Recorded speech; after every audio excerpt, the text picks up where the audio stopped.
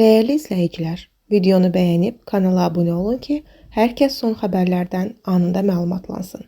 2026-cı il üçün yaşayış minimumu müəyyən ediləcək. Xəbər verir ki, bununla bağlı Baş nazir Əli Əsədov qərar imzalayıb.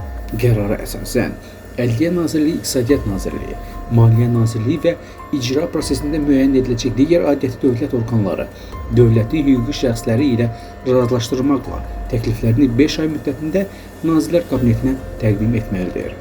Mərkəzi icra hakimiyyəti orqanları 4 aydan gec olmayaraq qanunun icrasını təmin etmək məqsədi ilə norma yaratma vəzifələrindən irəli gələn tədbirləri görür, normativ hüquqi aktlarını və ya təkliflərinin olmadığı barədə məlumatı Ədliyyə Nazirliyinə təqdim etməli və icra vəziyyəti tələb etdikdə Nazirlər Kabinetini məlumatlandırmalıdırlar.